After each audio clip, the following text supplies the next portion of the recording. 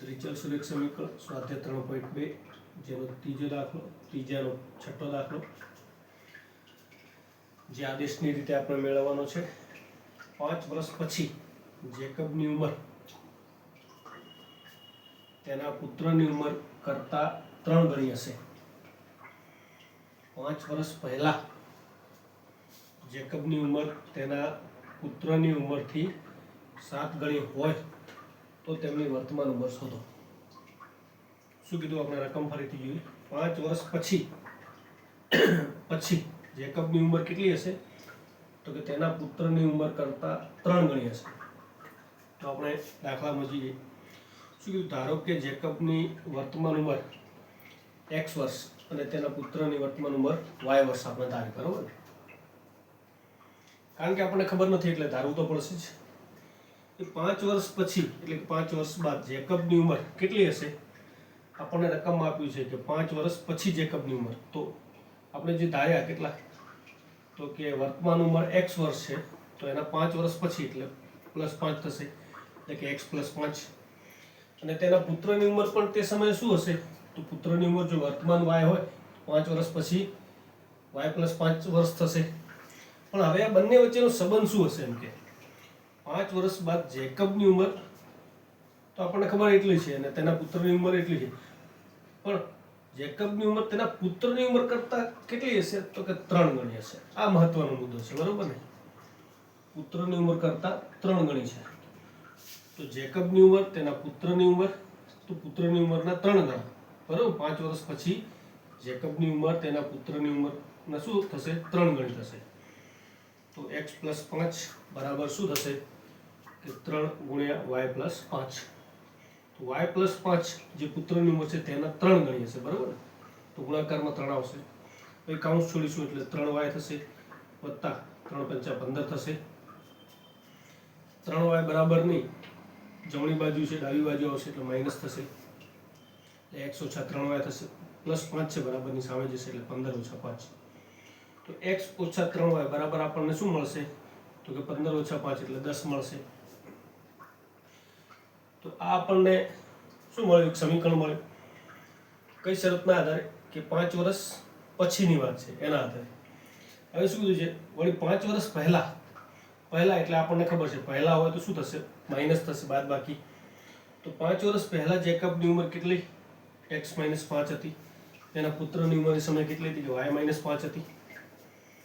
5 વર્ષ પહેલા જેકબની ઉંમર આપણને ખબર છે x - 5 અને પુત્રની y - 5. બંને વચ્ચેનો સંબંધ શું? તો 5 વર્ષ પહેલા જેકબની ઉંમર તેના પુત્રની ઉંમર કરતાં શું હતું? 7 ગણી હતી. શું હતી? પુત્રની ઉંમર કરતાં 7 ગણી હતી. તો જેકબની ઉંમર 5 વર્ષ પહેલા કેટલી? x - 5. પુત્રની કેટલી? y - 5. તો બંને વચ્ચેનો સંબંધ શું? તો કે પુત્રની ઉંમરના 7 ગણા, એટલે ગુણાકારમાં શું આવશે? 7 આવશે, બરોબર? તો બંને વચ્ચેનો સંબંધ છે કે 5 વર્ષ પહેલા જેકબની ઉંમર તેની પુત્રની ઉંમરના કરતાં 7 ગણી હતી, તો ગુણાકારમાં 7. તો x - 5 બરાબર y 7 કૌંસમાં y - 5 થશે. તો અહીં કૌંસ છૂટશે, 7y ઓછા શું થશે? 7 × 5 = 35. જોઈ શકાય કે 7y છે આ બાજુ આવશે એટલે -7y થશે, -5 એ બાજુ જશે એટલે +5 થશે. -35 + 5, માઇનસમાં 5 પ્લસ કરીએ એટલે પ્લસ, માઇનસ મોટો ન થાય, માઇનસ નાનો થશે, બરાબર ને? મતલબ કે એમાંથી ઓછા થશે, એમ કે -35 ને શું થઈ જશે? -30 મળશે. તો x - -7y બરાબર -30. આ માંગેલ સુરેખ સમીકરણ x - 3y બરાબર, તો આપણને બે સમીકરણ મળે. આ માંગેલ સુરેખ સમીકરણ શું મળશે? x - 3y બરાબર 10. તો જે અને બીજું મળ્યું x - 7y બરાબર -30. તો હવે કોઈ પણ આપણે આદેશ લેવાનો છે તો સમીકરણ 2 માંથી x - 7y બરાબર -30 મળે. તો x ઓછા જે -7y હતા એ શું થયું? બરાબરના સામે ગયા એટલે શું થઈ ગયા? +7y થઈ ગયા, બરાબર ને? તો આપણને આદેશ શું મળ્યો? કે x બરાબર 7y - 30 મળ્યા. જે હવે શું કરીશું? તો સમીકરણ 1 માં મૂકી દઈશું. તો સમીકરણ 1 માં તો x ઓછા 3y બરાબર 10 જે આપણું સમીકરણ છે બરાબર, તેની અંદર આપણે મૂકવાના છે. x ની જગ્યા પર શું મૂકીશું? 7y ઓછા 30, એટલે 7y ઓછા 30. તો અહીં જોઈ શકાય 7y ઓછા 3y એટલે 4y થશે, અને 10 છે -30 બરાબરની સામે જશે એટલે +30 થશે. 30 વત્તા 10 એટલે 40 થશે. y ના ગુણાકારમાં 4 છે, ભાગાકારમાં જશે એટલે 40 ભાગ્યા 4 એટલે શું થશે? 10 થશે. તો y બરાબર 10 મળશે. તો x બરાબર શું મળે આપણને? તો જે x બરાબર આપણને y 10 મળે. હવે આપણે x શોધવાના છે, તો જે આપણો આદેશ મળે એના અંદર કિંમત મૂકીશું. x બરાબર 7y ઓછા 30 જે હતા એમાં y ની કિંમત કેટલી મૂકીશું? કે 10 મૂકીશું.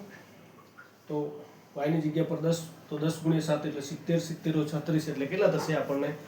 તો કે 40 મળશે. તો આમ જેકબની અને તેના પુત્રની વર્તમાન ઉંમર આપણને કેટલી મળશે? તો વર્તમાન ઉંમર અનુક્રમે x 40 મળ્યા એટલે જેકબની ઉંમર 40 અને તેના પુત્રની ઉંમર શું થશે? તો કે 10 વર્ષ મળશે. અને એનો ઉકેલ આપણે શોધવો હોય તો પણ શોધી શકાય.